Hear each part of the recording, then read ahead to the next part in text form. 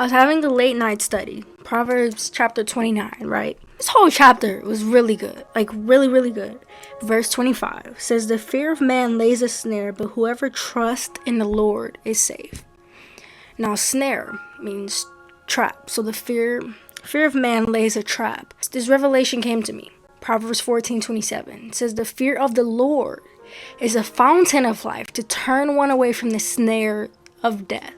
Now, if we substitute that word trap in Proverbs 14:27, it says, "The fear of the Lord is a fountain of life to turn one away from the trap of death." But what does the fear of man do?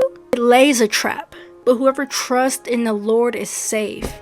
It really just hit me, like the fear of man versus, the fear of the Lord. And I was reading this commentary. I don't usually do that like before I make TikTok videos, but I was reading a commentary on this verse. One of the things that they said was the fear of man makes people compromise on what they believe. So as long as you have a fear of man, you'll never walk in or be all that God has called you to be, because you're fearing the opinions of man. You're fearing how people would see you.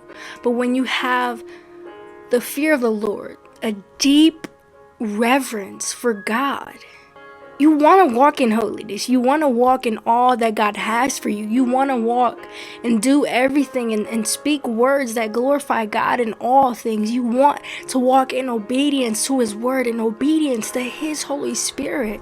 The fear of the Lord will keep us from doing things that we have no business doing. I made a video on that before. The fear of the Lord is a fountain of life to turn us away from the trap of death. The fear of the Lord is the beginning of knowledge, but fools despise wisdom and instruction. It's probably the wisest thing you can do. Walk in fear of the Lord. To fear the Lord just means to have a deep reverence, a deep respect for God. When you have a deep reverence or a deep respect for God, you don't do certain things. And I'm not saying that you're perfect. And Paul talks about, seeking the approval of man in Galatians 1:10. For am I not seeking the approval of man or of God? Or am I still trying to please man?